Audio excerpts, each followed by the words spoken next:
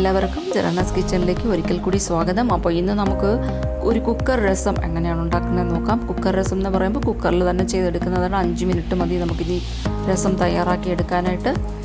ഇത് ബാച്ചിലേഴ്സിനും പിന്നെ പുതിയതായിട്ട് പാചകം തുടങ്ങിയ കുട്ടികൾക്കൊക്കെ വളരെ ഉപകാരപ്പെടുന്ന ഒരു റെസിപ്പിയാണ്.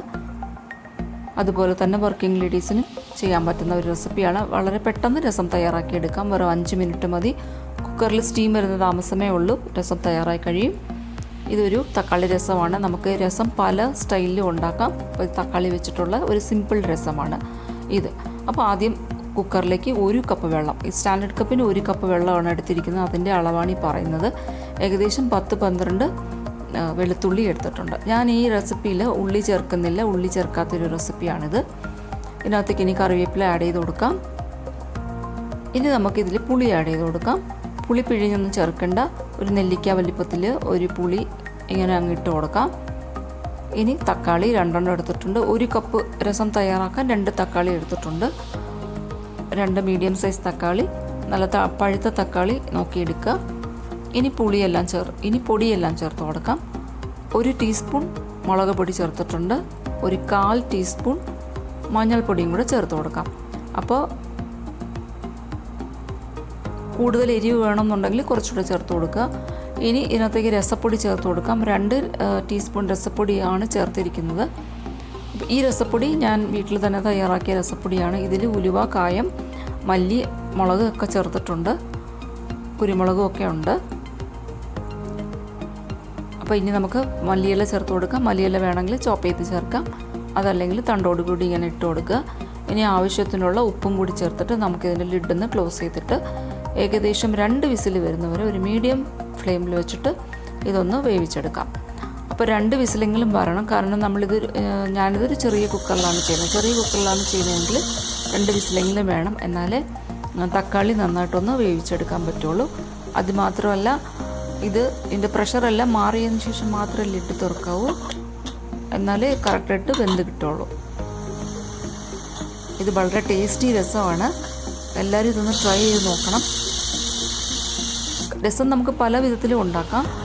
നല്ലതായിട്ട് വഴറ്റി ഒക്കെ എടുത്ത് ചെയ്യാം. അപ്പം ഞാൻ രസത്തിൻ്റെ റെസിപ്പി ഇനിയും പോസ്റ്റ് ചെയ്യും. അപ്പോൾ ഈ ഒരു രസം എല്ലാവരും ഉണ്ടാക്കി നോക്കുക. വളരെ പെട്ടെന്ന് ചെയ്യാൻ പറ്റുന്ന ഒരു രസത്തിൻ്റെ റെസിപ്പി. അപ്പോൾ ഇതിപ്പം ഇതിൻ്റെ ലിഡ് നമുക്ക് തുറക്കാൻ സമയമായിട്ടുണ്ട്. തുറന്ന് നോക്കാം. അപ്പോൾ എൻ്റെ ചാനൽ ആദ്യമായിട്ട് കാണുന്ന ഫ്രണ്ട്സ് ഉണ്ടെങ്കിൽ ചാനൽ സബ്സ്ക്രൈബ് ചെയ്യാൻ മറക്കരുത്. ബെല്ലൈക്കണോട് കൂടി സബ്സ്ക്രൈബ് ചെയ്യുക. അതുമാത്രമല്ല, അതിനകത്ത് വരുന്ന ഓൾ എന്ന ഓപ്ഷനും കൂടി പ്രസ് ചെയ്ത് കൊടുക്കുക. അപ്പോൾ ഇനി നമുക്കിതൊന്ന് അരിച്ചെടുക്കാം.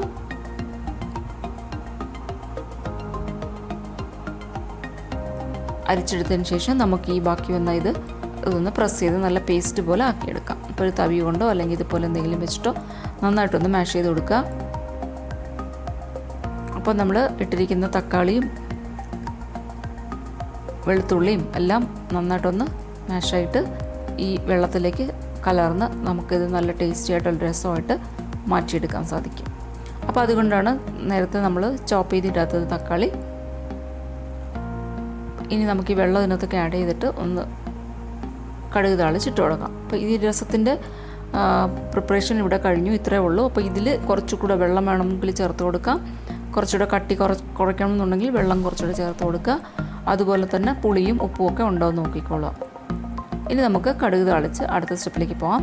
അപ്പോൾ കടുക് താളിക്കുന്ന സമയത്ത് പൊടികൾ വേണമെങ്കിൽ ഒരല്പം മുളക് പൊടിയും കായവും കുരുമുളക് പൊടിയും ഉലുവാപ്പൊടിയും ഒക്കെ വേണമെങ്കിൽ ഒരല്പം 1 നുള്ള് അല്ലെങ്കിൽ 2 നുള്ളൊക്കെ ചേർത്ത് കൊടുക്കാം. പുറത്തുനിന്ന് വാങ്ങിക്കുന്ന രസപ്പൊടിയാണ് ചേർക്കുന്നതുണ്ടെങ്കിൽ നമുക്ക് ഇതൊക്കെ ഒരല്പം ചേർത്ത് കൊടുക്കണം. പക്ഷേ ഞാനിത് വീട്ടിൽ പ്രിപ്പയർ ചെയ്ത പൊടി ആയതുകൊണ്ട് ഞാൻ ചേർക്കുന്നില്ല. അപ്പോൾ അതിൻ്റെ ഫ്ലേവറും കൂടെ നമുക്ക് ഫീൽ ചെയ്യണം എന്നുണ്ടെങ്കിൽ ഇപ്പോൾ കടുക് വറുക്കുന്ന സമയത്ത് നമുക്ക് ഇട്ട് കൊടുക്കാം. അപ്പോൾ ഇത്രയും ജീരകവും കറിവേപ്പിലയും മുളകും ഒക്കെ ഇട്ടിട്ട് നമുക്ക് ഇതിൻ്റെ ഫൈനൽ സ്റ്റെപ്പ് ചെയ്യാം. അപ്പോൾ ഇത്രയേ ഉള്ളൂ രസത്തിൻ്റെ പണി. ഇനിയിപ്പോൾ കുറച്ച് ശർക്കരയും കൂടി ഇട്ട് കൊടുക്കാം.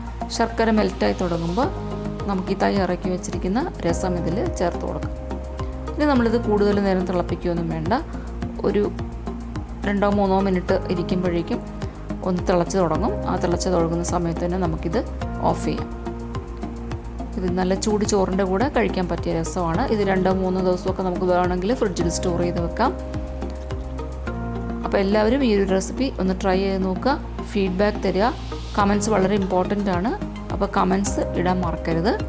നല്ലതാണെങ്കിലും ചീത്തയാണെങ്കിലും കമൻറ്റ്സ് ഇട്ട് തരിക, റെസിപ്പി എങ്ങനെ ഉണ്ടായിരുന്നു എന്നുള്ളത്. അതുപോലെ ചാനൽ സബ്സ്ക്രൈബ് ചെയ്യാൻ മറക്കരുത്. ലൈക്ക് ചെയ്യുക, ഷെയർ ചെയ്യുക, ഫ്രണ്ട്സിനും ഒക്കെ ഷെയർ ചെയ്ത് കൊടുക്കുക. നല്ല റെസിപ്പി ആണെങ്കിൽ ഫ്രണ്ട്സിനും ഒക്കെ ഷെയർ ചെയ്ത് കൊടുക്കുക. അപ്പോൾ നമുക്കിനി മറ്റൊരു റെസിപ്പിയിൽ കാണാം. Thank you for watching Jerana's kitchen. Bye by.